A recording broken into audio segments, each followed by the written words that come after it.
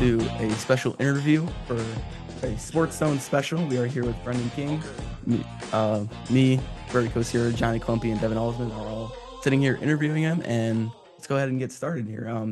Brendan, we did our research and we saw that you started out broadcasting at a young age, a freshman in high Yeah. school. How was it like starting so young and having to build your way up and work your way all the way to now doing the South Bend Cubs?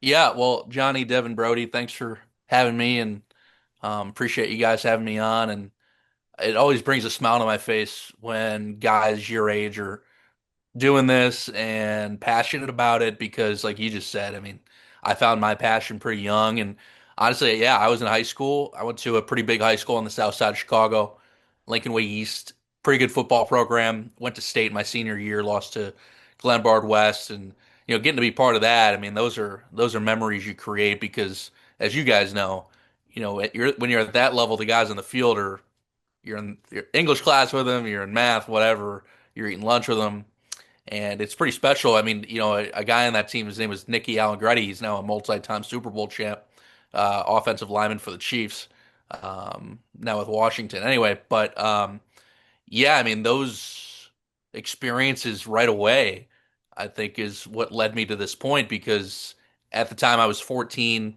had always had an interest in broadcasting. My grandfather worked in downtown Chicago in the 50s and 60s selling advertising, mostly on radio, obviously in the heyday of sports television, White Sox, Blackhawks, Bulls, Cubs, you name it.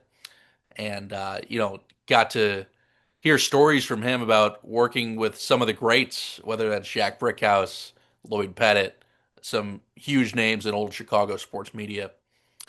So those, I think that's kind of what wet the whistle at first of like, hey, this would be something cool to get involved in. And at the time, like I said, I went to a big high school, so we had a broadcasting club. The football and basketball games aired on like the local government access channel, which was, I mean, but looking back, I mean, that's unbelievable opportunity for high school kids. So they were looking for a new announcer at the time, and they had a senior that just graduated. Uh, you know, dipped my toe in, jumped in the deep end, and started, and just remember obviously not being very good, and just you build, and ended up going to college, went to Butler, became the lead student voice there. And like you said, very fortunate to have ended up at this point as the broadcaster for the South Bend Cubs, doing a bunch of college basketball, working. I'm talking to guys from Indianapolis today. I spent my off seasons here, working with the local ESPN radio affiliate, doing a bunch of radio shows here. So long-windedly, all in all, man, I'm very blessed, very lucky, and it's been a fun ride so far. Yeah, for high school, we all broadcast us three do the football games and they also do basketball. For your preparation in like high school specifically, how did you go about that? Because like we have very limited stuff we can use and everything, even though uh, we're in, have more modern stuff and everything, but we still have very limited access. So how'd you get data and get all everything to talk about? It wasn't much. I mean, let's see, my first year of high school was like 2009. So we're talking like iPhone came out like 3 years before. I don't think my family even had like a laptop yet. We still had the desk computer that you had to log on and you had to split time. Like I have a younger sister, so she'd be hogging the computer, doing whatever she was doing. My dad would need to be on the computer. My mom was a teacher growing up, so she would need to be using the computer. So there wasn't a lot of time to be able to log on, and there was no Max Preps yet. Hmm. I think Max Preps came out like shortly before I graduated, so you're kind of relying on going to the football coach's office and be like, hey, could you hit me with a couple rosters? Could you ask the opposing coach for a roster? Do you have stats? Is that even a thing? And thankfully, I got lucky because there was this group of people that worked in the press box at Lincoln Way East, and they kept stats. They kept their own stats. So I was getting weekly this binder of probably more than I could ever imagine to use. But like you said at the time, I was in high school, so you're learning about what makes a good broadcast. How do you use stats in a broadcast? When do you go story route? I mean, that's all something, that's stuff I'm still learning, guys. I mean, that's stuff I'm still putting together to try and figure out about how I want to make my broadcast the best they can be. So, Yeah, I mean, different era for sure. But looking back, we had a pretty good team. Like I said, went to state senior year, and it's something that again, like you just kind of learn broadcast by broadcast of like even what a cohesive telecast sounds like. I think that was the main thing that was learned in those 4 years. Yeah, I think we went through that as a three because we got to call games the last 2 years, and that first one was Nice. definitely very rough, trying to mix all three of our voices together, find out who's going to talk when. But then I think by the end of it, we got a pretty good flow for our broadcasts. And you mentioned that you went to Butler and got to call games there, and I know you call some college basketball, and I'm a huge college basketball guy, and I wanted to ask, what's your favorite environment in college basketball that you've ever got to call a game at? I know you might be a little biased towards Hinkle Fieldhouse because I know it's a great environment, but Yeah. maybe one more that's up there with Hinkle that you've gotten to call a game at. Yeah, that's a great question. I think, well, Hinkle's one of a kind. Let's start there. I mean, I had a really special 4 years at Butler, getting to call a lot of the Butler women's games, soccer, lacrosse, volleyball, you name it. I was courtside, field side, whatever. It was amazing. And then I was also the president of our student section, the Dog Pound, which was also sweet because I got to college, and that was the summer Brad Stevens left to go be the Celtics coach. Of course, he was the coach before he was the Yeah. president of the Celtics. And we weren't very good my freshman year. And then sophomore, junior, senior, Chris Holtman, who is now the coach at DePaul, was our coach. And he took us to three straight NCAA tournaments, including the Sweet 16 my senior year. So got to be at that Sweet 16, didn't call it, but I mean, Butler, North Carolina, I mean that's unbelievable, Yeah. that type of environment. Places that I've gotten to call, I haven't been in truly like the meccas yet in college hoops, but I'll give you a really underrated place that I've actually started calling games at this year, and that's the University of St. Thomas up in Minnesota. They jumped from Division 3 to Division 1, which is nearly unheard of. And it's actually their first year this season eligible for the NCAA tournament. They're favored to win the Summit League. And of course, when you go from D3 to D1 and you make that jump, you need to have this, show cause penalty where you're not eligible for the tournament. Well, they're eligible this year. They're absolutely nasty. I'm not sure what I really expected when I first went up there, but they're nasty. And if they get into the tournament, like hint, hint, nudge, nudge. I think they're going to win a game if they get in the tournament. So that's an upset pick that I would actually go with. But they have a brand new arena, multi-million-dollar Lee and Penny Anderson arena.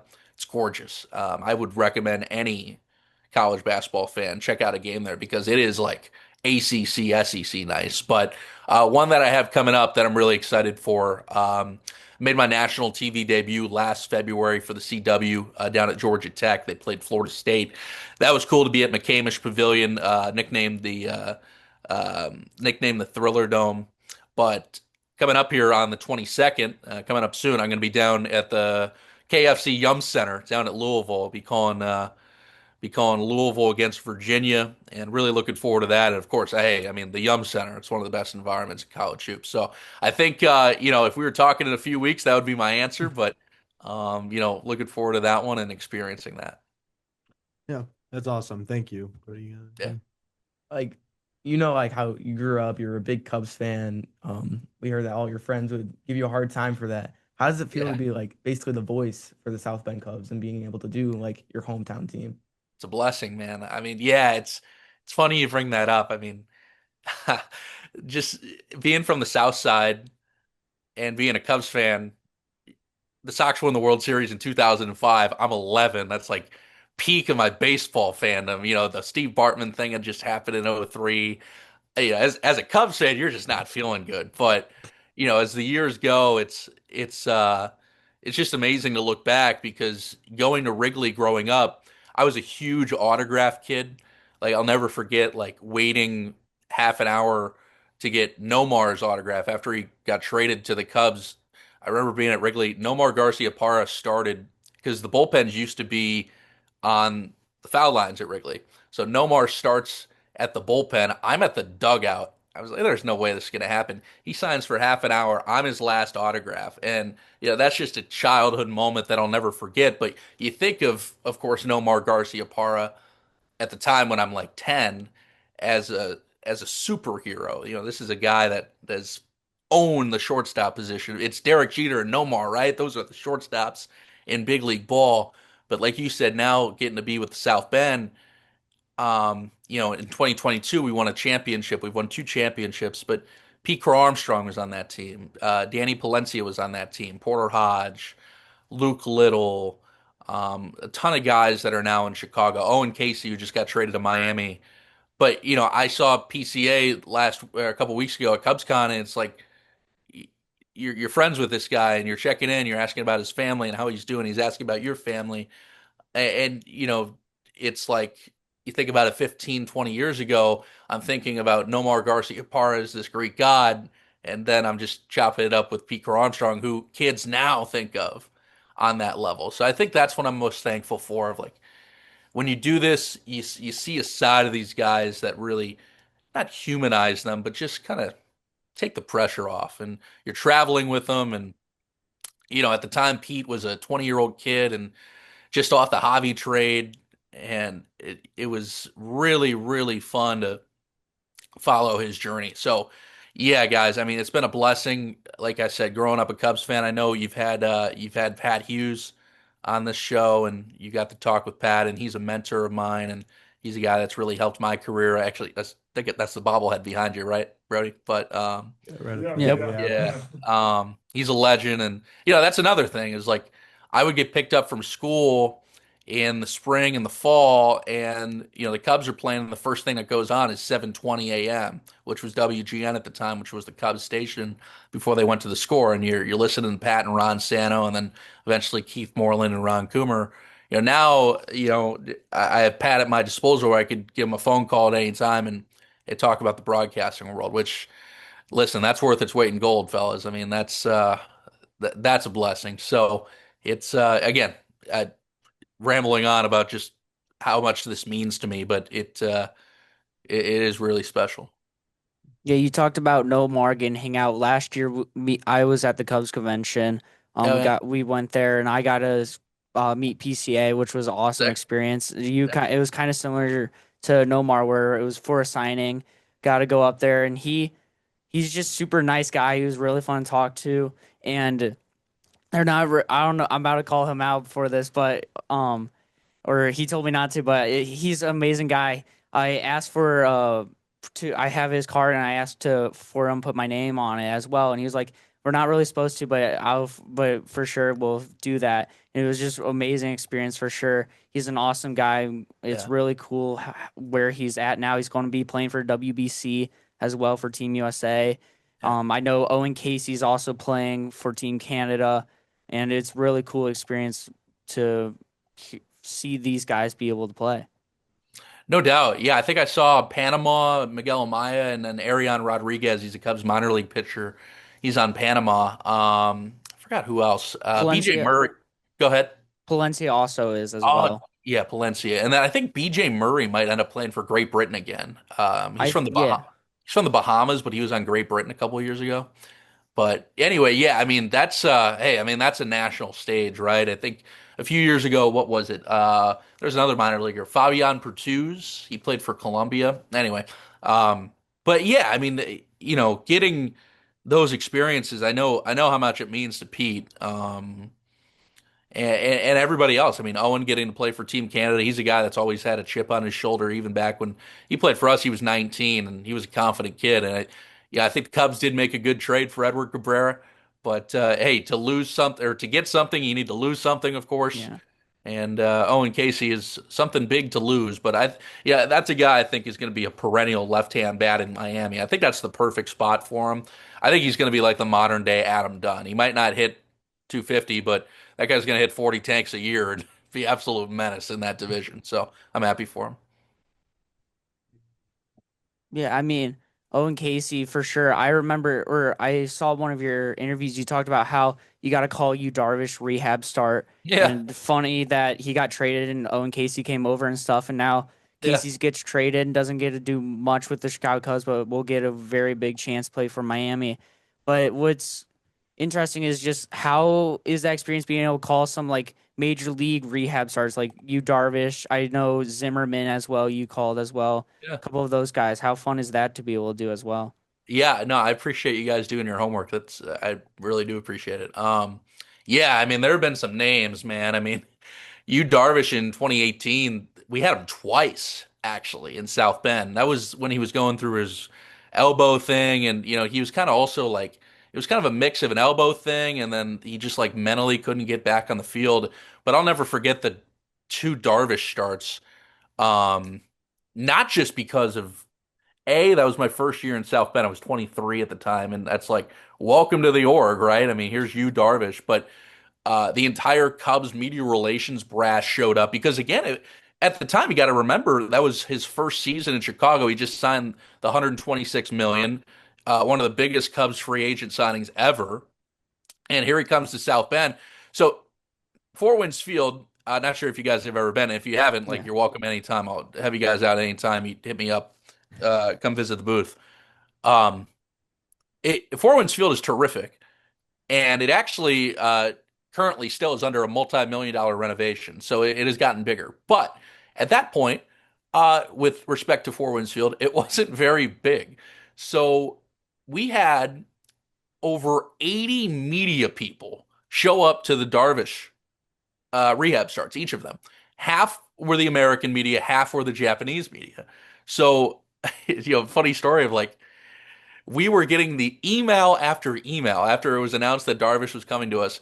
But the problem was, and we felt terrible, we were getting emails in Japanese, and we didn't know what to do. So we ended up just putting like the Japanese text into Google Translate, figure out what they Yeah. wanted, who they were, and they're like, yeah, yeah, come out. So we ended up having to turn the owner's suite into like a second press box. Both Darvish starts they served like prime rib for medium meal, which never happens. Medium meal is usually something much more low key, but it's like prime rib and mac and cheese and mashed potatoes for medium meal, and you're like, this is the sweet life, man. But Yu Darvish ends up pitching in two games, and the first one, last inning, he struck out a dude. I felt terrible for the guy. He threw a 62 mile an hour eephus curveball just to throw it in a minor league game. It was literally an eephus, a 62 mile an hour pitch. This guy for the other team just absolutely whiffs and he walks off the field and that's it. And that was a fun experience. But yeah, I mean Zimmerman threw for West Michigan in 2018, like you said. We've had Ben Zobrist, we've had Mike Montgomery, Jason Hayward, Dexter Fowler. List goes on. I mean, when Ben Zobrist was rehabbing, that was his like little comeback tour in 2019 when he did a full tour of the minor leagues. He went to like nearly every level of the minors and was in South Bend for a week. And on Sundays, the South Bend Cubs sign autographs on the concourse, the Mhm. entire team before the game. Of course, like if there's a rehabber, they're not expected to sign autographs. So I go downstairs to give the guys like their Sharpies, and here's Ben Zobrist in uniform walking upstairs. I said, "Hey, no, no, no, no, no. You don't have to do this." He goes, "I want to."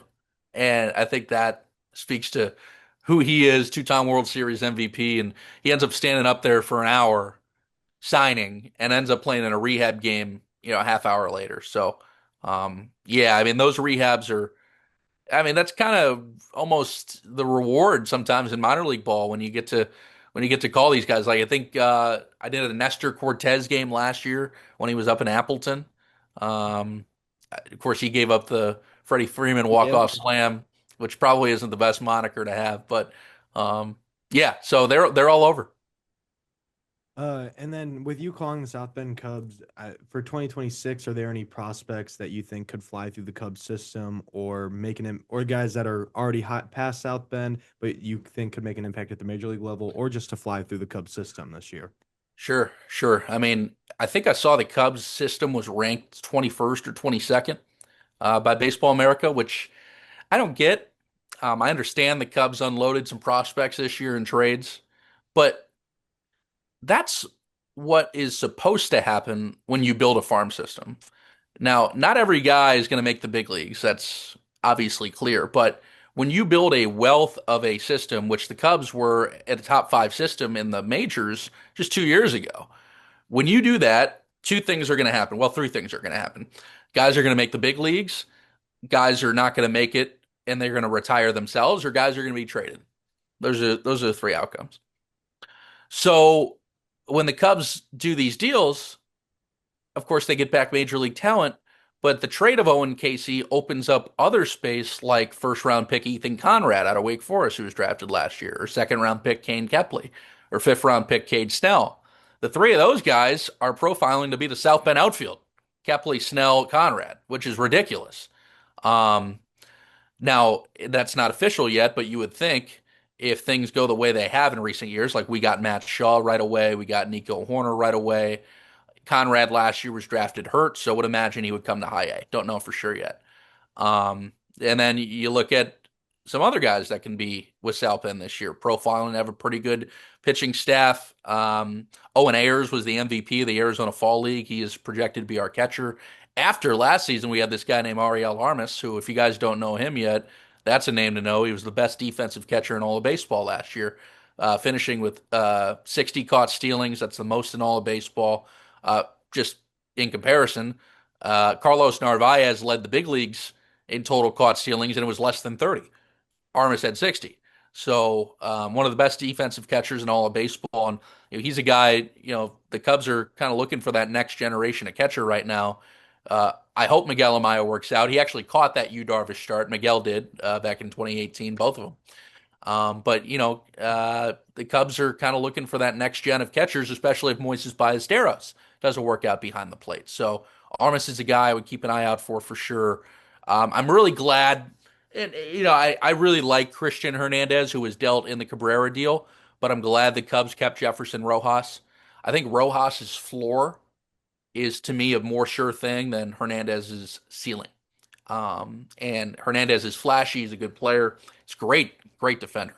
But Jefferson Rojas, I'll never forget, as an 18-year-old with us, we were in the Quad Cities in our league, which is actually a ballpark that is positioned, if you can imagine, right on the Mississippi River. If you can imagine a ballpark, and then outside of center and right field, there's a 10-foot like riverbank, and then there's Mississippi River just flowing right outside the stadium. So there's some crazy wind that comes out of that stadium, kind of like Wrigley wind almost. So if you get a cold night and you get wind, it is just a treacherous hitter's ballpark. Pitchers love pitching at that place if the wind's blowing in. Well, wind's blowing in, it's cold, it's opening day 2024.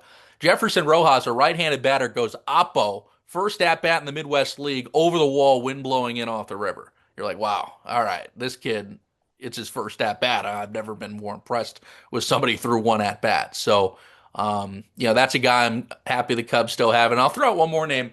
There's this guy named Tyler Schlafer. He had Tommy John surgery 2 years ago.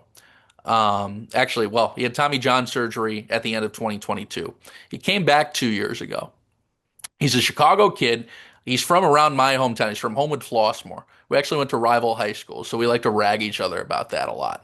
But coming into last season, he had made his return to the South Bend Cubs in 2025, really struggled. And then in 2026, he came back and I interviewed him. I said, "Hey, where in your Tommy John process do you feel like you're at your strongest?" He goes, "I don't feel like I am yet." And he said, "I feel like I am in these next few months going to develop into my strongest point of Tommy John surgery." He ends up mowing down the Midwest League, including an 8 inning shutout performance in Quad Cities. Multiple times he struck out eight or more, and he was promoted to Double A Knoxville. And now the Cubs have also re-signed him to another minor league deal, which is a bit of a rarity today. Usually when a guy's minor league deal expires, he'll go test free agency. The Cubs extend him. He's probably going to start at Triple A this year. Name to keep an eye out, not just for the Chicago factor. Grew up a diehard Cubs fan, but also he has seemingly found it after Tommy John surgery. So those are just some names I had on my mind.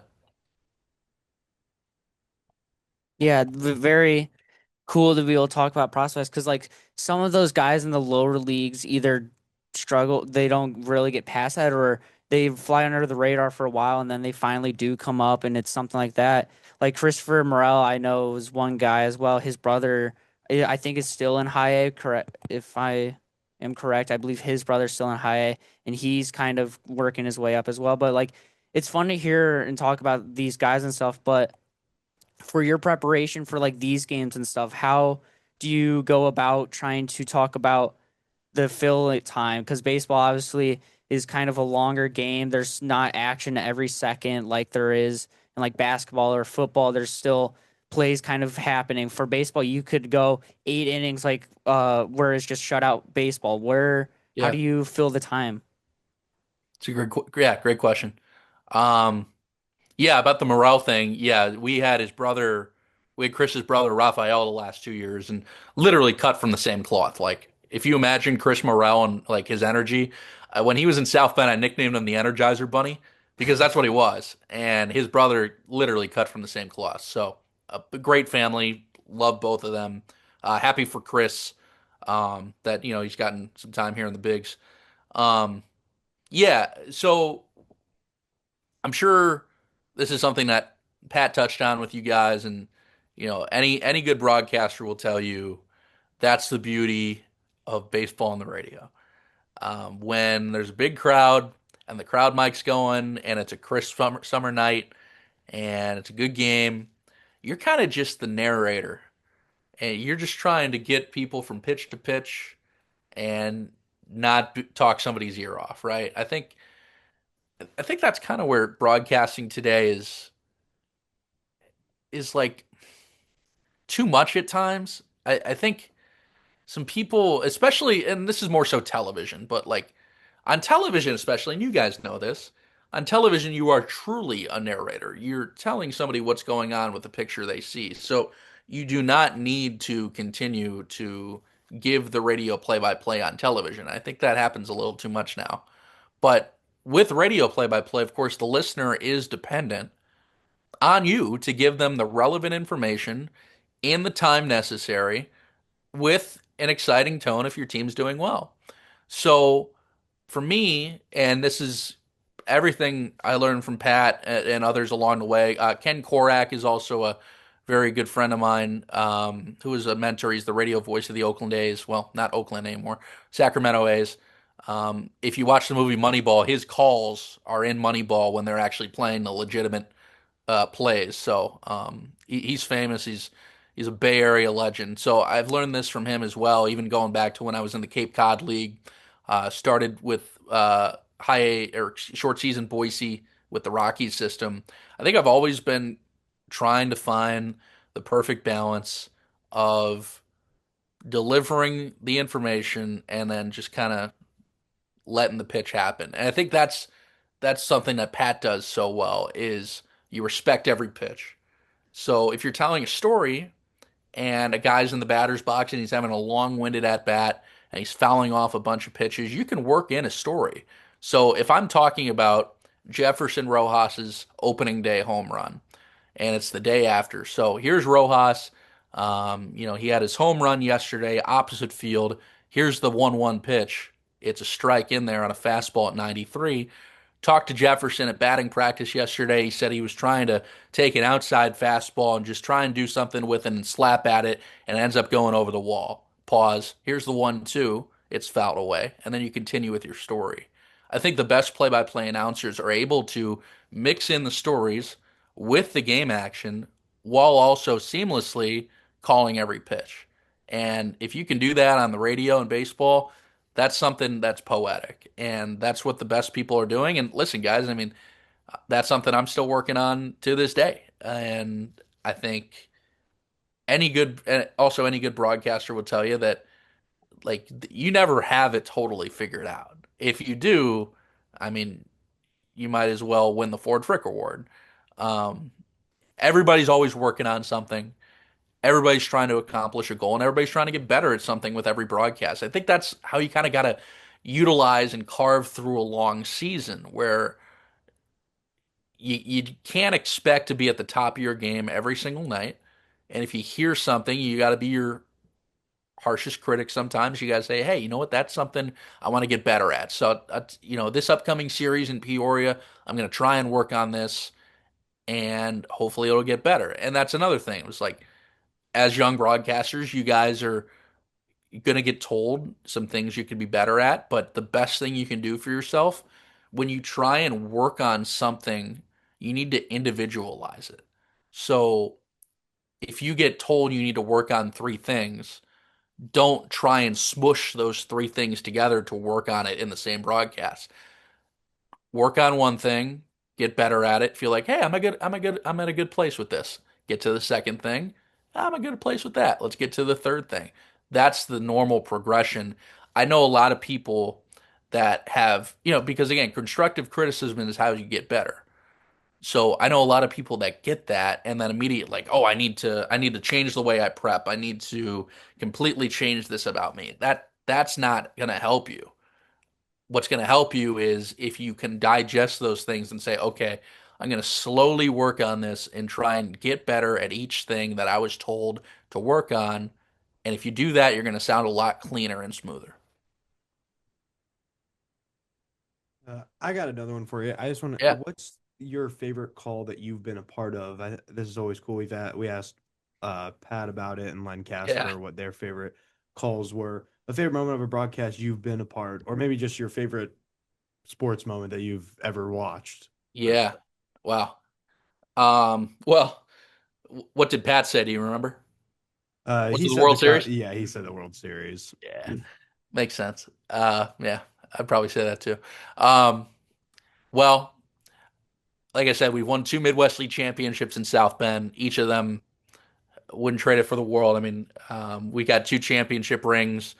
Andrew Berlin is the South Bend Cubs team owner, and each ring is the same size as the Cubs World Series ring. Andrew is a part owner of the Chicago Cubs, so he got the approval to do that, and the rings are pretty flashy. So I'm thankful for that. Yeah, both championships were unreal to be a part of. I mean, I've had walk-off home runs. I've had huge ninth inning saves. We had a guy last year that came in with the bases loaded. It was the ninth inning. We actually jumped into first place with the win. Ninth inning, bases loaded in Beloit, nobody out, tying runs at second, winning runs at first. Guy locks down the save. That was a pretty memorable call from last year. Um, you know, in the minor leagues, you really treasure those big calls because, I'm not saying that it doesn't happen in the minor leagues, but at the end of the day, minor league baseball is not necessarily about winning, it's about developing. So when you do get those big moments, you cherish them. Like my first ever walk-off home run call was former Cubs number one prospect Brennan Davis, who that's a guy I wish he had different injury luck. But at the time, he was 19. He won the championship with us in 2019. It's a walk-off bomb opposite field, midsummer, Four Winds Field, packed house on the call. That's one I'll never forget. But yeah, I mean, both championships were incredible. I'll tell you one story about the first championship. So, if you guys know the name Kendall Graveman, former big league pitcher, former Astro actually, Brody. Yep. Mhm. Yeah. Uh, so he never pitched a game for the Chicago Cubs, not one. However, back in 2019, he was under contract with the Cubs and he was coming back from surgery. So the Cubs season in 2019 ended not well, and the Cubs were trying to figure out, if they want to re-sign the guy. Now, they did not end up re-signing him, but we were the last Cubs affiliate anywhere playing in 2019. So Kendall Graveman's only option, if he wanted to get on a live mound, was with us. So Midwest League Championship Series, Kendall Graveman starts game one of the championship. It comes on a rehab assignment. And he wins game one. He throws 5 innings, shutout ball, and it really, hey man, thank you. So what we didn't know though, after game one, we went on the road. We went to Clinton, Iowa. Former no longer has a pro team. So we're packing the bus. We're getting ready to leave for Clinton. Here's Kendall Graveman at the field. We're like, hey man, you just packing up, heading home? He goes, no, I'm coming with you guys. We said, what? He goes, yeah. So if this goes to game five, I'm starting game five. It was a best of five series. We're like, We had a big leaguer throw 5 scoreless in game 1 of the championship, and he's starting game 5 if necessary. But game 5 wasn't set until like 6 days later. He wanted to come on the road with us and be part of it just to feel the camaraderie of the team because he had been out all season and he had been by himself on this Tommy John rehab. So we win the championship. Again, this guy is like, he's my age at that time. He's like 30, 31. And he ends up celebrating with us. We celebrate. And again, Clinton's a small town. It's right on the Mississippi River. There's not a whole lot happening. We celebrated in the hotel parking lot. There was a gas station across the street. We Kendall Graveman bought the gas station out of beer and bought everybody a cigar and was like, "Hey, I got this. I'm celebrating with you guys." And he ends up getting a ring. His name is on the trophy, and I got a signed baseball over there on my mantle, and it's the 2019 South Bend Cubs, and he's on it. So that's a pretty special story. I know we've talked about, like you were talking about Tommy John, all the hardships of what these players go through. How is it like when you're in a hard time in broadcasting? Like there's lows and then there's highs. How do you get out of those lows and how do you get your like confidence back up? Yeah, good question. Um, well, I think you just have to understand that there are going to be lows. And if anybody thinks that they're going to get through something, anything in life, school, college, broadcasting, taxes, I'm just naming random things. If you think you're going to get through anything in life without struggle, it's just you're fooling yourself. You're kidding yourself. It's everybody is going to fail, and that's probably what I've learned from a lot being around these guys is how to embrace failure. When you call a home run, you're like, man, just didn't have it on that one, or it could even be a ninth inning situation. You just don't have it on a call. You just like, man, I wish I had that call back. But you'll never, you don't get those specific calls back. So how do you deal with failure? How do you deal with trying to get to the next situation? You look to the players and coaches that you work with, and that's who I've learned from. Of all right, this guy's 0 for 4, but in his fifth at bat, he hits a walk-off bomb.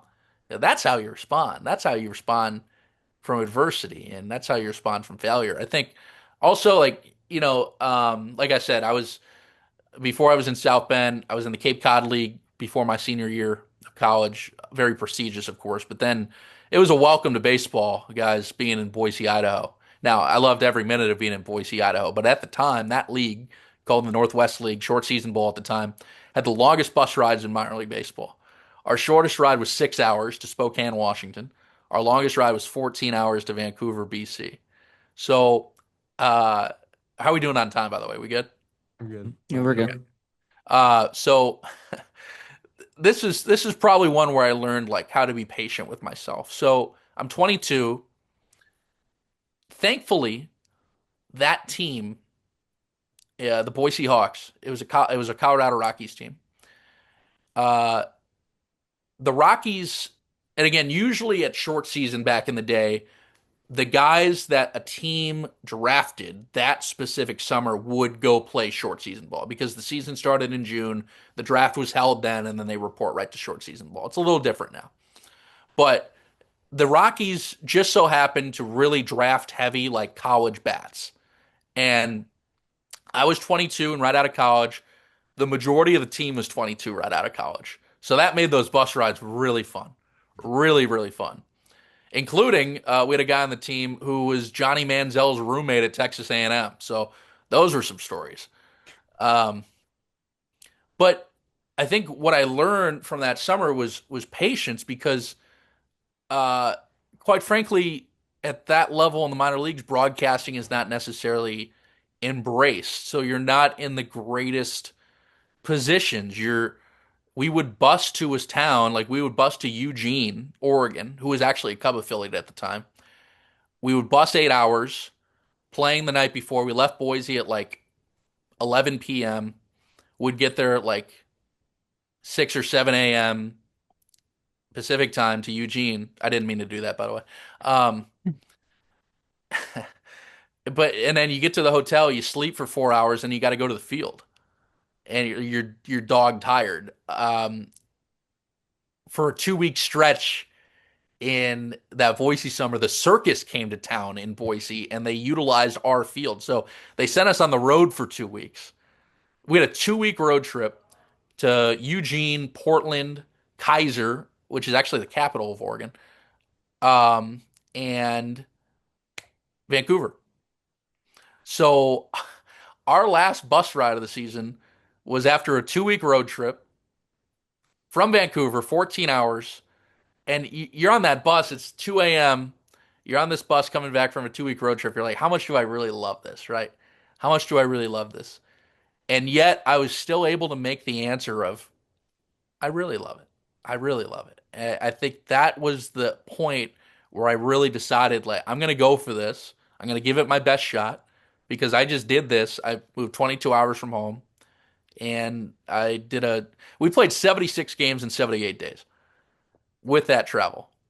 It was whack. It was madness, but we did it. So that at like 3 o'clock in the morning on a random bus ride coming back from Vancouver, I was like, you know what? Like this is, I'm really proud of myself and I think I can do this.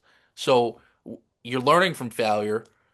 That was the first time I had ever called games on my own. Like you're doing play by play by yourself. So you're able to make the mistakes and you got to embrace those mistakes and learn from them. So, um, yeah, I think, that's really kind of the approach I've taken now in 8 years of minor league baseball.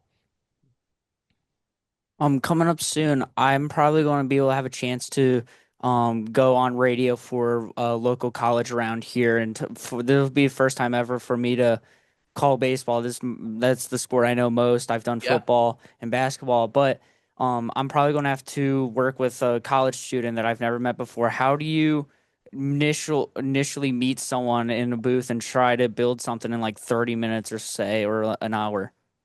Well, yeah, and I think to be honest with you, you're going to continue running into that. That's really how the biz is situated. I'll talk more on that in a second, but I think the best thing for you is to not maybe you already have, make that phone call before the broadcast and just chop it up and talk baseball for a half hour.